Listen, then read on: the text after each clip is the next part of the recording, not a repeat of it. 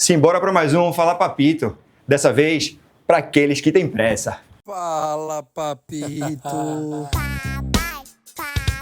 Eu vou te Papito, fala, papito.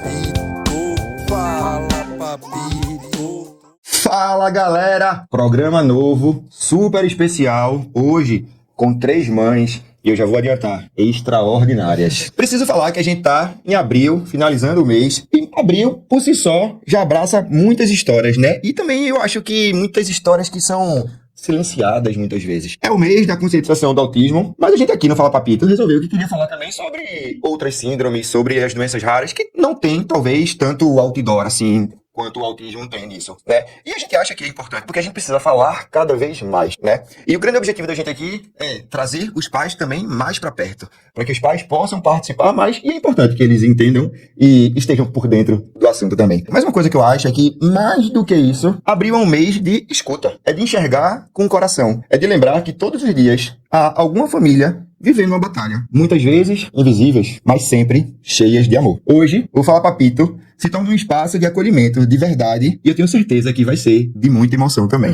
Aqui comigo, como já disse, mulheres ímpares, que ao ouvirem os diagnósticos dos filhos, talvez tenham se abalado um pouco naquele momento, mas não deixaram que isso se tornasse uma pedra no caminho, muito pelo contrário. Eu acho que elas cresceram, elas se reinventaram, se tornaram ainda mais mães, ainda mais humanas e principalmente mais fortes. Elas que estão aqui hoje comigo representam milhares de outras mães que lutam, choram, vibram e transformam o mundo por amor aos seus filhos. Porque esse episódio não é sobre maternidade. Melhor, não é só sobre maternidade. Ele é sobre coragem, fé, entrega e sobre um amor que não cabe em palavras. Aqui do meu lado, Duan Vitorino, mãe do Theo e do Dante. Dante que tem AME tipo 2, nutricionista, terapeuta e que tem uma empresa de lanche escolar. Do meu outro lado, Vanessa Ramalho, pediatra, mãe do Benjamin, com síndrome de Angelman, e do Joaquim, uma mãe que virou voz para outras famílias como a dela. E temos Maria Cláudia, Claudinha, advogada, mãe do Nandinho, Nandinho que tem síndrome de Down. Ela criou um perfil para ele porque ela queria mostrar que Nandinho podia fazer qualquer coisa, independente do que ele tivesse, e que ela estaria do lado dele para tudo isso acontecer. Preciso também dizer que é pagodeira e dona de uma alegria que dá pra ver pelo tamanho do sorriso. Quem que é Duan Vitorino? Quem é essa mulher que chega aqui hoje pra conversar com a gente? É uma metamorfose ambulante, como você trouxe. Hoje eu me vejo com uma mulher, para além da maternidade, também é muito importante, acho que a gente vai falar aqui nesse diálogo, né? Como é importante a gente também se reconhecer em outros papéis, que geralmente a gente recebe diagnóstico, a gente cuida muito de todos os processos, de todas as fisioterapias, consultas e tudo pra tentar fazer um apoio, né, mínimo naquele momento, enquanto a gente tá entendendo e vivendo todo o nosso psique. E aí eu acho que eu tô nessa fase, assim, bem massa na minha vida, que é sobre mim reencontrar comigo. Que massa, hein? Claudinha, aproveitando que a câmera já tá aí. Quem é Claudinha? Identifiquei, né? Minha maternidade não foi planejada. Eu já tava com o pai dele há um tempo, mas foi uma surpresa, assim, a gestação. E eu passei uma gestação sem nenhum diagnóstico. Fiz todos, todo mundo me pergunta isso, então já deixo claro aqui. Fiz todas as ultras possíveis e imagináveis, fiz tudo, não deu nenhuma alteração. E o meu parto foi normal, um parto super rápido. Minha gravidez inteira foi tranquila, e o parto foi assim, uma horinha, pronto, quando ele nasceu, nenhuma médica viu. E a minha mãe chegou e disse: ele tem não. E as médicas, não, acho que ele não tem não, ele tá muito inchado, ele é a cara do pai. E ele é a cara do pai. Porque ele tem uma síndrome, mas ele é a cara do pai. Eu sempre digo, né, que a síndrome é uma das características do Fernandinho, ele tem outras milhares de características. Então, assim, quando eu me vi ali mãe, eu já não tinha planejado ser mãe. E aí, mãe de uma criança com deficiência queria acarretar mais minha atenção, meu tempo. Eu passei, assim, 2 anos sendo só mãe. E, assim, depois desses 2 anos, agora eu sou muitas coisas além de ser mãe. Então, assim, esse reencontro com a mulher que eu sou tem sido incrível. Acho que, assim, uma das fases melhores da minha vida, assim, ter ele, né, desde que eu tive ele, é maravilhoso. Mas agora, a gente vai compartilhar aqui como é bom se reencontrar, né, se achar. Vanessa Ramalho, doutora, pediatra. Que mais, Vanessa, é? Pediatra, que quando eu tava me formando em pediatria, chegou o Benjamin pra mexer com tudo e deixar a mãe bem abalada. E hoje, né, quase 9 anos depois, como ele me fez uma pessoa melhor, como uma pediatra infinitamente melhor. Né? Depois a gente vai falar sobre isso, mas o diagnóstico de Benjamin foi algo muito tardio, né? A gente só teve o diagnóstico de Benjamin, apesar de ser uma síndrome conhecida, ele só teve, a maioria das crianças são diagnosticadas antes dos 2 anos. E com Benjamin a gente só teve o diagnóstico quando eu já estava prestes a ter Joaquim, né? Já no 3º trimestre da gestação. Então imagina o quanto isso mexeu, né? E Joaquim hoje tá fazendo 2 anos, dá licença que eu vou mandar um beijo pra ele, Jojoca. E meus filhos trazem, né, me trazem para um lugar de ser de ser uma pessoa melhor, de tentar fazer esse mundo melhor, né? De ensinar as pessoas, as outras crianças, os outros pais, conseguir conversar sobre isso e mostrar, né? Sem que eles precisam ter tão próximo deles, algo assim diferente pra entender e ser uma sociedade mais inclusiva. E é legal que, assim, todos vocês foram... Eu recebo muitas indicações de pessoas para participarem aqui, né? E o engraçado é que eu recebi a Vanessa 2 vezes, tanto por um casal amigo da gente, quanto pela Offer Kids, que é a escola que apoia o projeto aqui Eu do Fala amo. Papito. Ô, Van, deixa eu te perguntar uma coisa, então, já aproveitando. Até que tu comentaste sobre descobrir a síndrome de Benjamin durante a gravidez de Joaquim. Qual é a diferença de idade deles? 7 anos. Então foram 7 anos para descobrir. 7 anos pra descobrir. Então, foi um processo. Então, assim, até lá, o que é que assim, quais os sinais, o que é que vocês Então, viveram? graças a Deus, a gente, desde 6 meses de idade, na verdade, que se desconfiava que tinha algo diferente, né? Obviamente, e a gente foi atrás de procurar das terapias. Ele não ficou esses 7 anos, né? É desde os 6 meses que ele faz investigações, terapias. E isso, não ter um diagnóstico, era uma angústia muito grande, assim. Uma pessoa ansiosa como eu, era uma coisa que me travava demais, sabe? Assim, incrível como a chegada do diagnóstico me trouxe uma leveza, sabe? De saber, de ter um norte, né? É isso aqui, então agora eu posso ler sobre isso, eu posso, sabe, ir atrás do que é que tá se falando sobre isso, enfim, eu entendo mais meu filho. E aí foi algo que, assim, levou algumas sessões de terapia, né? Porque eu fiquei muito magoada, porque houve, de toda forma, um erro laboratorial e também médico, né? Porque ele era acompanhado por pessoas renomadas aqui e tudo, e não se deu. Foi difícil também, eu entendo como médica também, que apesar de estar aqui hoje como mãe, tá? Então.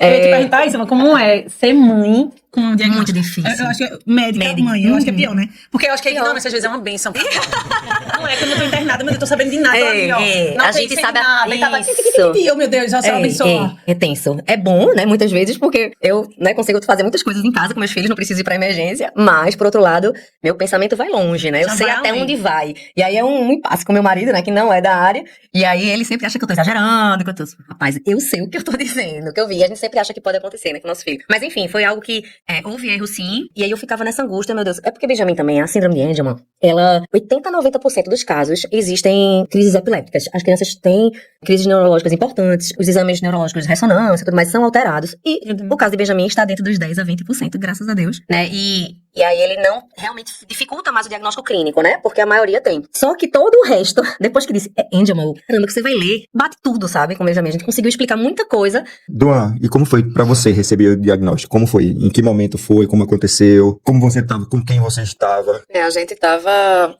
no caso Dante, mais ou menos aos 8 meses, ele começou a não entrar na curva do desenvolvimento, né, previsto pelo Ministério da Saúde. Eu também sou da área de saúde, né, nutricionista, e eu fiz a residência no IMIP, e eu já tinha contato com algumas crianças com AME. Só que a maior parte das crianças com AME, elas são tipo 1 e normalmente dependem muito de intervenções médicas, né, de suporte à vida. Ô, Duan, só pra explicar. AME significa o quê? Atrofia muscular espinhal. Tá. E tipo 1 e tipo 2, qual a diferença? São 4 tipos. 4. O primeiro, o tipo 1 é o mais dominante, né, que é a classificação. Tem Necessita mais... de mais suporte de mais à suporte, vida, né? tá. Pode precisar de um respirador, pode necessitar de sonda, Certo. de cuidar do home care, geralmente. E aí o tipo 2 é aquela criança que ela senta, que no caso é o que é Dante, também é uma questão genética. E eu lembro muito, assim, que foi uma negação. Né? Inicialmente eu comecei com a negação de ele ser uma criança tranquila, então ele não engateava rápido, porque ele era uma criança tranquila. E só que com uma pulguinha, e a gente vai observando e vai dando tempo, até que eu assumi que a gente precisava entender um pouquinho melhor. Até porque, estruturalmente, eu sempre falo, né, a sociedade, ela tá muito formada a partir do modelo médico. Então, ela explica a deficiência a partir do modelo médico. E, a partir de outras experiências da área escolar, foi que eu digo que eu sou uma outra mãe, que é a questão do modelo social da deficiência. Eu gosto muito de falar isso porque eu acho que para muitas famílias pode ser muito libertador essa visão. Qual é a grande diferença pra você do modelo médico e do modelo social? É de aceitar a identidade do meu filho. Então, quando ele começou a ter o diagnóstico e fazer aquela batalha de bateria de exame e tal, a gente queria consertá-lo. Então, a não aceitação passava por esse lugar de você, não pode porque porque a gente foi escolhido, porque ele tem que passar por isso. E pela experiência de conhecer a Mi1, eu ainda achava que eu ia perder o meu filho em 2 anos, porque é isso que o Google trazia. Eu já ia dizer isso, então acho que todo mundo tem essa visão. E aí quando eu vi que ele só tinha 2 anos de vida, porque era o que a criança com AME, naquele momento que ainda não tinha medicação, né, então era como é uma doença progressiva, degenerativa, então realmente a criança vai perdendo ao ponto de ser insustentável, né, a vida. E aí naquele momento, que era 2016, que foi quando ele nasceu, foi também o momento que chegou a medicação que ele faz uso hoje, que é o Spinraza, que mudou a história natural da doença, né? E aí, naquele momento eu queria viver dia após dia, então eu fechei o Google e eu disse, eu vou viver a minha maternidade a partir do Carpe Diem mesmo. Então, eu não sei quanto tempo ele vai ter que O viver. próximo dia sempre precisa ser o melhor dia da vida dele.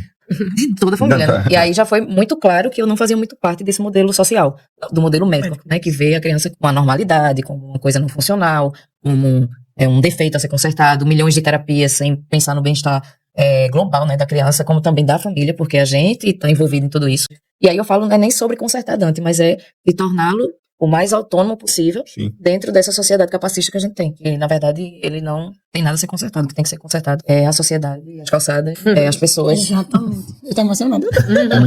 Tem muita coisa no entorno, né? Porque eu só penso isso, enquanto querem consertar os filhos da gente, a gente só quer que as pessoas entendam que ele não precisa de conserto. Meu filho é perfeito, lindo, perfeito, maravilhoso, do jeito que ele é. E eu não sei por que essa angústia das pessoas em quererem que eles... Resolver, né? Entrar no modelo, né? Porque acho que se criou um modelo do que se espera. E peraí, quem criou esse modelo? São 9 anos aí, o que eu acolho de mães e digo, não se importe com o que esse médico disse, com que esse... Porque seu filho é seu filho, festeje seu filho, celebre seu filho. Doutora, presta atenção. Eu só tô preocupado com uma coisa, que meu filho viva. Porque eu tô vendo que deixaram ele ali no berçário, que ele tava respirando mal. Deixaram o menino sozinho. Eu só quero que ele respire. Porque se ele não tiver perna, se ele não tiver braço, se ele for amarelo verde, se ele tiver síndrome Down, se ele não tiver qualquer síndrome, que eu só quero o meu filho vivo pra cuidar dele. Nessa hora, ela ficou murcha. Porque uma mãe precisando falar pra um profissional, né, como se comportar. Aí ela disse, não, tudo bem, eu vou levar a gente, levar ele pra UTI agora.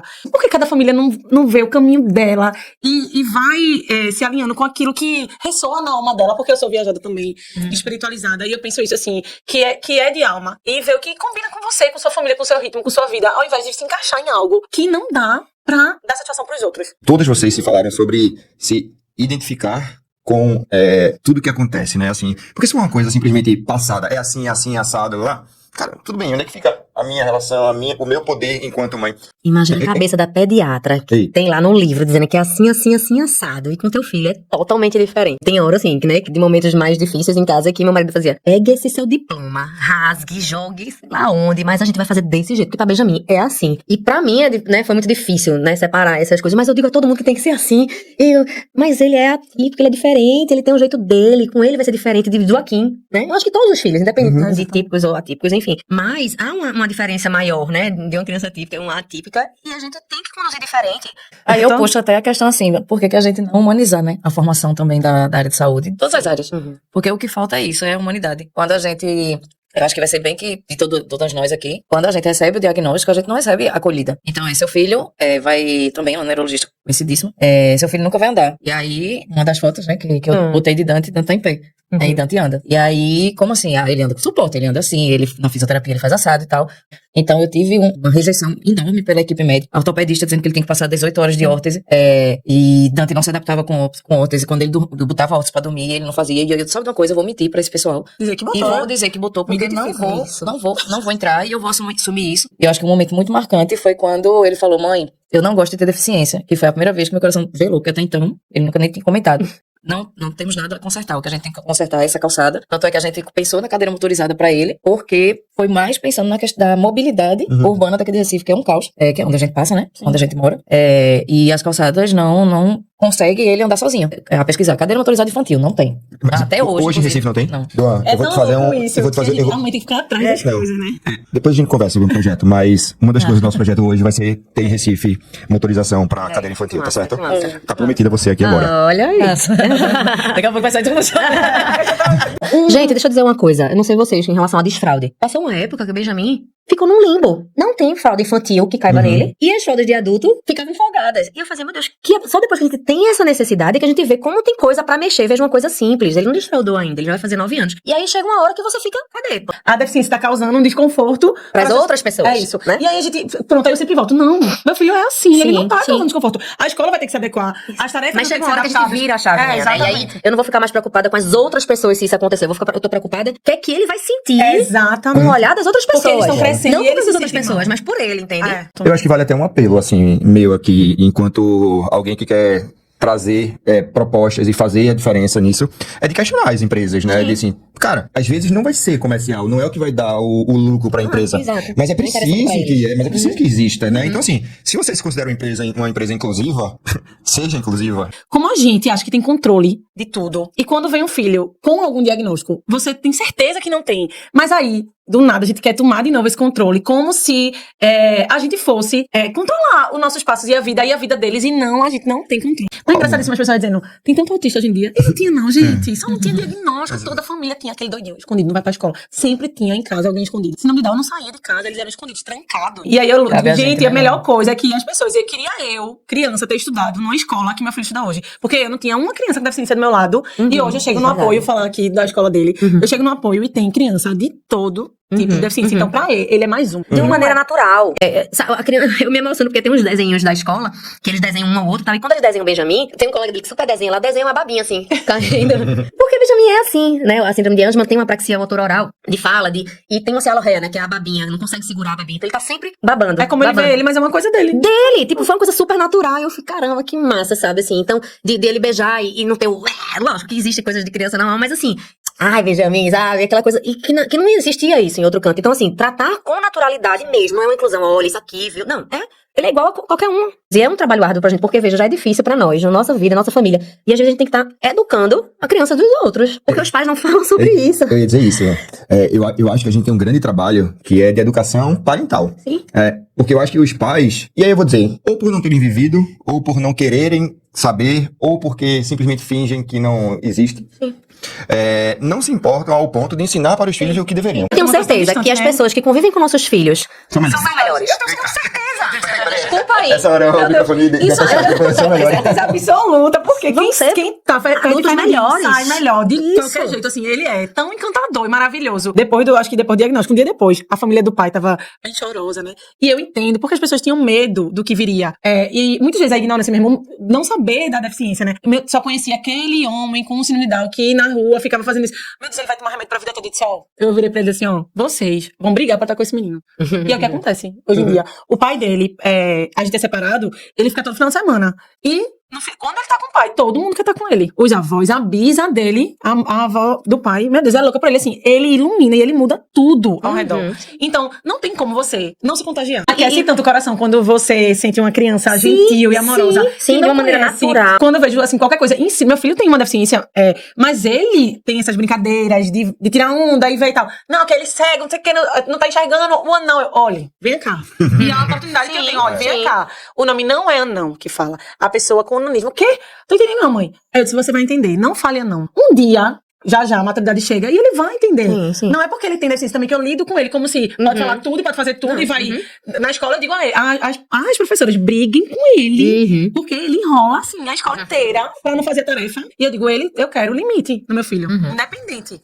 Duan, eu vi no teu Instagram várias fotos com o Dante. E, assim, ele demonstra, na verdade, ser muito feliz pelo olhar dele, sabe? Assim, pelo sorriso. E eu queria saber, como é a tua rotina com ele? Assim como o teu, eu acho que uma coisa que virou minha chave foi entender a identidade de cada um.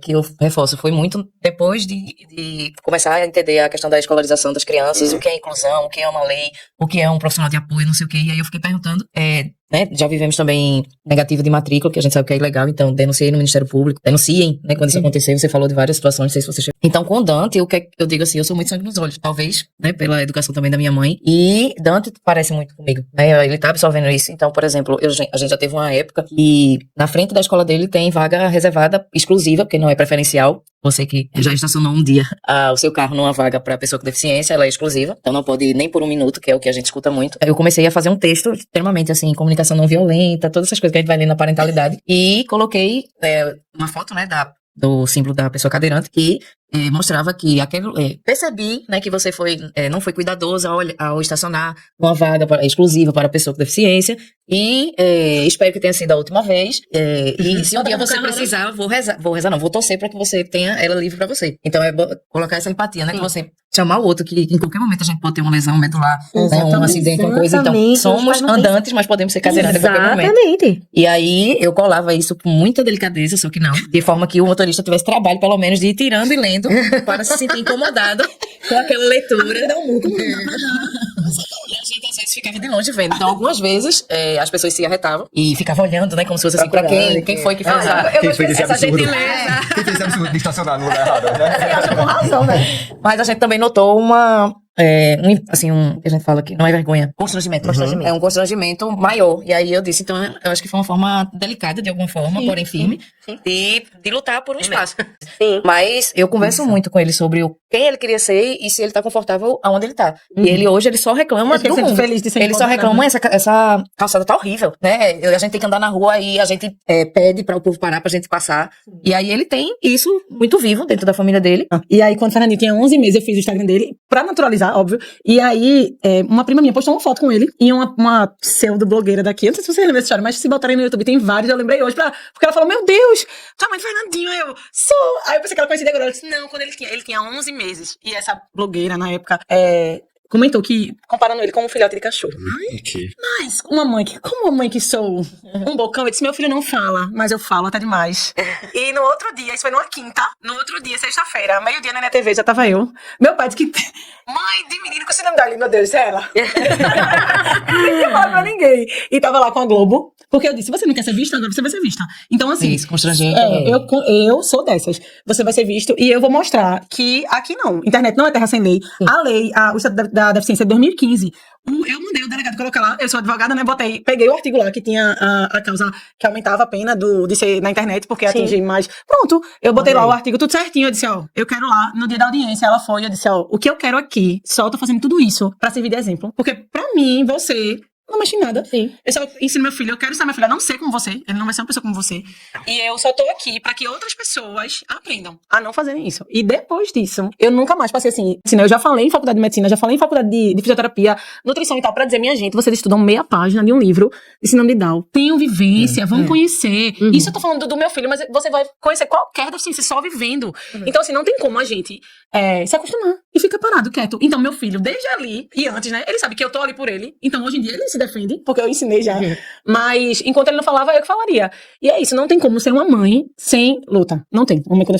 Ele não, a síndrome de Angelman, a maior característica é eles não falarem. A Angelman, quem mais fala em torno de 20 palavras, né? Então, hoje em dia, até hoje, o que ele consegue falar é mamã, tatá, que é o papai, né? Vovó, que é vovô pira, né?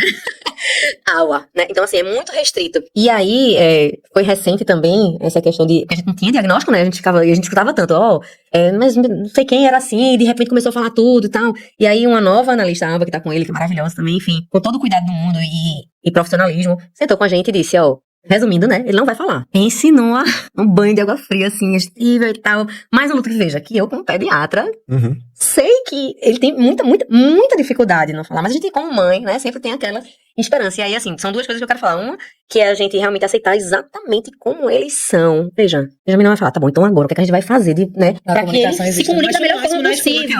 E aí ele usa um tablet, né? E a gente tá investindo mais ainda nisso e deixar isso mais normal possível. Pra onde ele tem que tá sentando pra tomar café, tá aqui o tablet dele, porque aquilo ali é o que faz ele se comunicar com a gente. Então, é um programa, existem vários programas.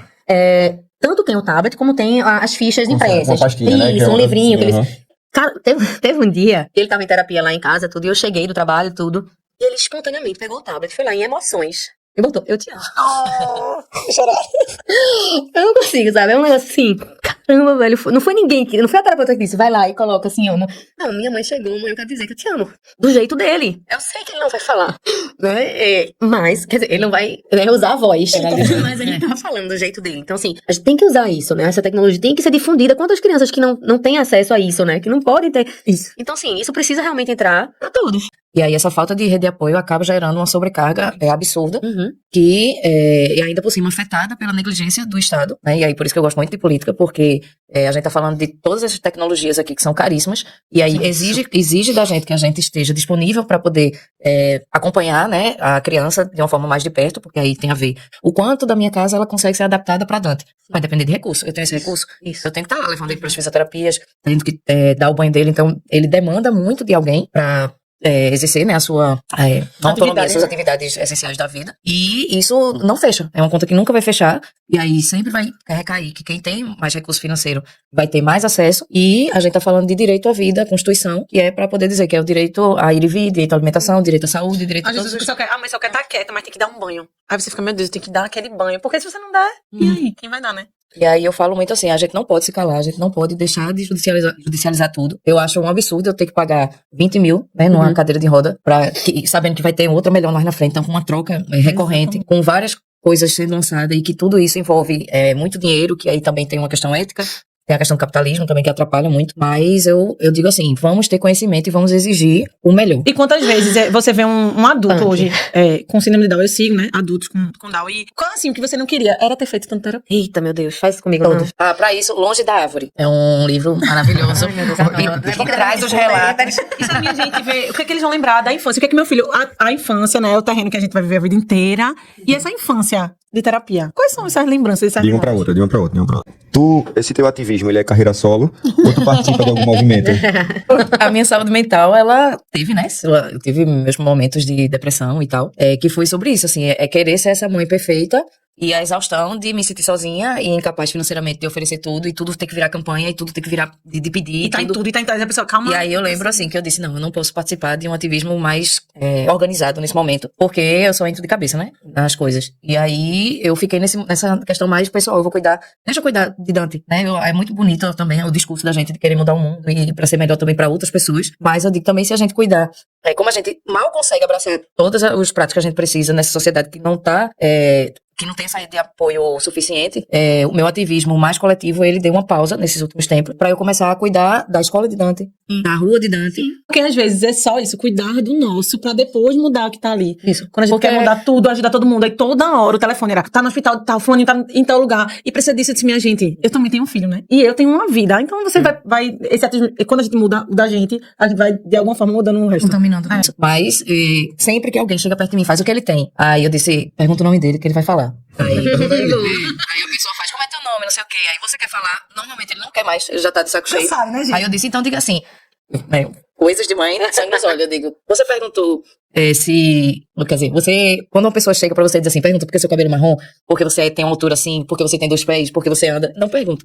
Então, mais ou menos é isso, por isso que ele não quer, né, falar sobre tudo o tempo todo, porque ele não é espetáculo pra ninguém. Sim. E aí, a naturalização da convivência faz a gente entender a identidade. Que desde que o mundo é mundo, as pessoas vêm com características diferentes, e aí eu não gosto também da palavra deficiência, porque tá remetendo à falta de eficiência em alguma coisa. Deixa eu fazer uma pergunta agora, trazendo pro lado do Fala Papito. Como foi, na jornada de cada um de vocês, a presença paterna? Então, na minha, e assim, logo no começo do texto aí, eu super me identifiquei, porque eu acho que a minha vida em coragem, eu tatuei aqui, coragem, sou corajosa. Então, assim, apesar de ter um filho com deficiência, eu não me via feliz na relação. Então, eu disse, a gente é muito amigo, se dá muito bem como amigo, e não era legal como casal. Então, eu disse, não vamos ficar nisso, pro nosso filho crescer. Às vezes as pessoas ficam nas relações, porque tem um filho com deficiência, não, porque se separar, e como é que vai ser? E aí, que eu acho que já é um peso a mais pro filho, que não é pra sustentar nenhuma criança, né? É pra sustentar nenhuma relação. Então, assim, eu fui super de comum acordo quando eu disse pra gente separar e tal. E o Fernandinho era bem pequenininho, ele não tinha nem 2 anos, 1 ano e pouco. E aí, o pai dele é super presente. Na verdade, ele tanto vai pegar ele na escola hoje. E fica os finais de semana, e o povo fala assim, ele fica todo final de semana. Eu disse, poxa, é o mínimo, né? Eu não fico todo dia da semana. Divide quando eu tenho alguma coisa pra fazer no final de semana, ele tem uma festinha, tá cheio de programação, né? E eu fui falar na UMA, né? E assim, acho que de 10 mães, 2 pais ficaram. Porque quando nasceram as crianças com a microcefalia. Mas esse é o número mesmo, assim, no Brasil é entre 70% e 80% do abandono. E aí, mães abandonadas mesmo, né? Você não tem. Porque o pai dele não é rede de apoio, né? O pai dele divide comigo. Então, assim, o que eu vejo nas mães, até, como eu tava dizendo, até as que moram com os pais, é que a carga mental é 90% da mãe. Então, papitos, pelo amor de Deus, vamos aliviar isso aí, porque é uma divisão. No meu caso, eu tive, desde que os meninos nasceram, né, a decisão de ser pai partiu do próprio pai. Então, foi extremamente naturalizada, não... Lógico, né? Porque nossa sociedade patriarcal, a gente tem uma carga mental naturalizada, né? De que realmente a carga mental materna é maior e a gente que pensa. Mas teve um período, assim, que realmente eu tava com saúde mental bem afetada. E eu me ausentei por 5 dias e foi quando ele percebeu mais coisas que ele não sabia que tinha que se fazer, como a matrícula dos filhos. Eu achei ótimo isso. Adotem. Por isso que eu disse, surtem que dá certo.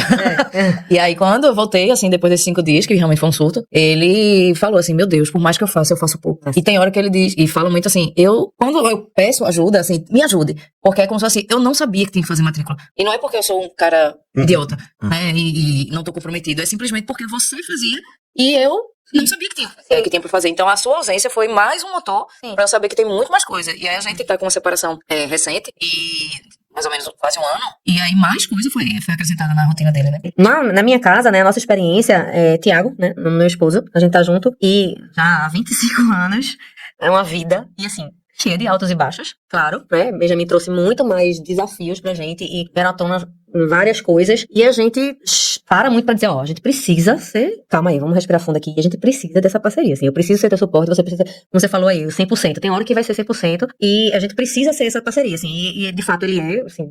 E tem coisa, eu acho que ele só não dá o peito porque não tinha como, sabe? Mas se pudesse ele dava pra dar uma aliviada. Mas tem momentos também que ele, né, tá super sobrecarregado no trabalho e tal. E aí às vezes fica mais pra mim. Só que eu também trabalho, né? Eu também eu não tô só dedicada a isso. Então tenho as minhas coisas, meu trabalho, meus pacientes, e tenho que dar conta de muita coisa. Então a gente precisa realmente dividir de fato, assim. E às vezes os pais, né, com a separação, se separam dos filhos. E isso é tão louco, porque assim, você pode ter uma separação e ser presente da mesma forma. Sim. Não, você não tá com a mãe ou não tá com o pai do seu filho. Não, independe, assim. Eu acho que essa é uma desculpa de quem já... Eu tenho a sensação que é até mais, depois dessa Não separação. é? Porque Tá assim, mais você presente. tem... Porque ele tem um momento só dele, sabe? Eu sempre digo, Heitor, né? Heitor é o pai do Fernandinho. E eu, teu filho, eu recebi ligação ontem da escola. Minha gente, ele é muito treloso. Recebi ligação da escola ontem. Porque tava correndo na sala, tava fazendo isso. Não, vou pegar ele, vou ter uma conversa com ele, talvez. Pegam na escola. Foi pra onde? Pro bar. Ele voltou, mãe, eu tava no caneca fina, eu tava no canela fina com meu pai. Só que aquele momento, ele nunca vai esquecer. O pai dele pegou ele e teve uma conversa. Eles são homens e assim, são coisas que cada um tem seu momento, cada um tem seu tempo. O que é que vocês mais desejam pro futuro do filho de vocês? Que eles sejam felizes. Eu quero que meu filho seja feliz. Do jeito que ele é. Eu quero que ele se sinta parte, onde ele estiver. E meu papel é deixar ele da melhor forma possível, para que ele possa fazer o máximo que ele pode na condição dele. Eu quero muito, assim, que ele tenha autonomia, independência, sabe? De falar por ele. Eu não quero, claro, né, moldar pra ele ser não, vai ser... Porque também tem isso, minha gente. É muito surreal. Mas nesse mundo, o Dal, que é modelo, assim, o espelho, esse conseguiu ir pra faculdade. Eu não desejo isso. Assim, eu desejo o que ele desejar que ele consiga. Então, mãe, sei lá, eu quero, se ele quiser cozinhar e lavar o prato. Sabe? Essa independência e autonomia que não é o que a sociedade deseja. Porque o vitorioso, o que conseguiu ir pra faculdade, o que conseguiu... Sabe o que meu filho me pede todo dia? Eu quero dirigir. Pronto. Eu quero que ele consiga dirigir. Porque é o que ele quer. Eu quero muito que ele consiga. As coisas que ele tem vontade, né? Que vibra o coração dele, que ele faz. Eu desejo pro meu filho sonhos. Porque quando a pessoa deixa de sonhar, ou de se imaginar, ou de... E parou a vida. Eu vou pegar esse depoimento, não tem como não. Mas eu vou acrescentar isso.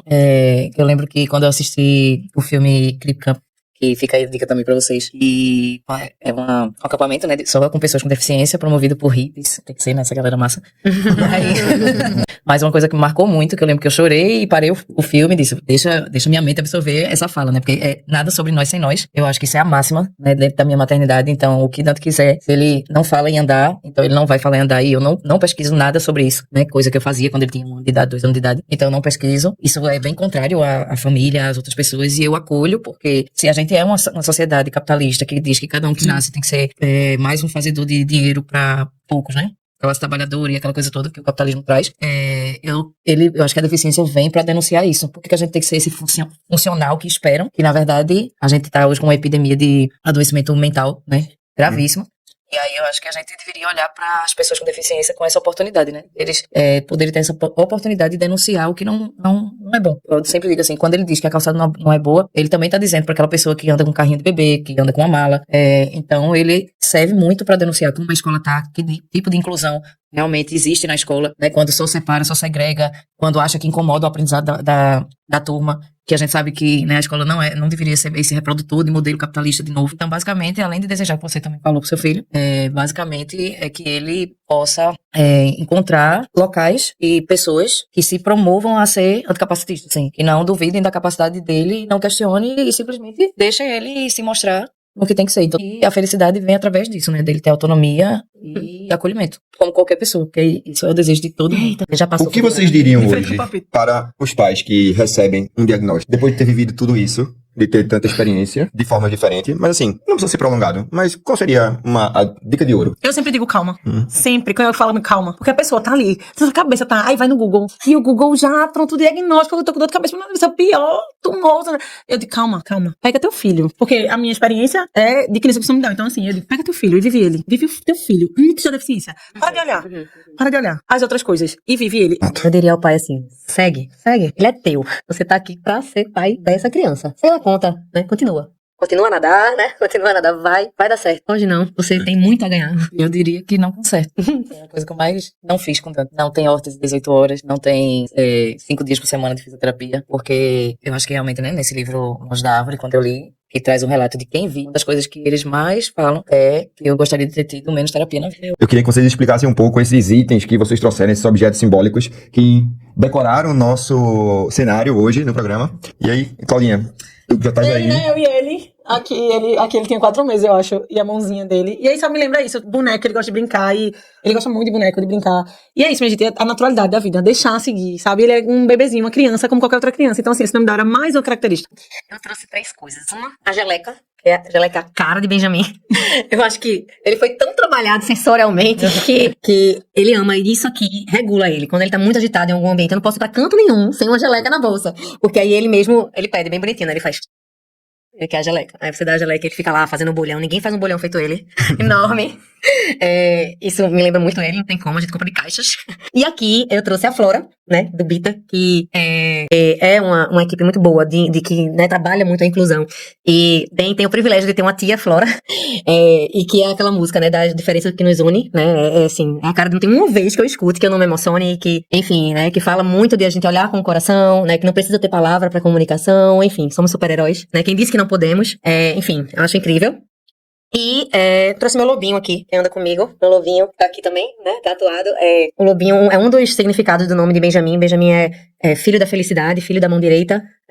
E lobo que despedaça, né? Daí outro podcast aqui, mas resumindo, essa força que o lobo, né, tem, a gente... No caso de Dante, eu selecionei um vídeo, eu senti que era isso, que representava ele gosta muito de dançar. E aí, um belo dia, a gente tava brincando na calçada de frente à casa, e minha mãe botou uma música clássica no celular, e aí eu chamei ele pra dançar, e a cadeira de rodas manual da época, né, fez ele poder ter essa oportunidade de realmente a gente sair rolando e dançando na calçada de uma forma muito íntima, intimista, assim, e muito simbólica, assim, de que a gente dança de qualquer jeito, né? Precisa se adequar.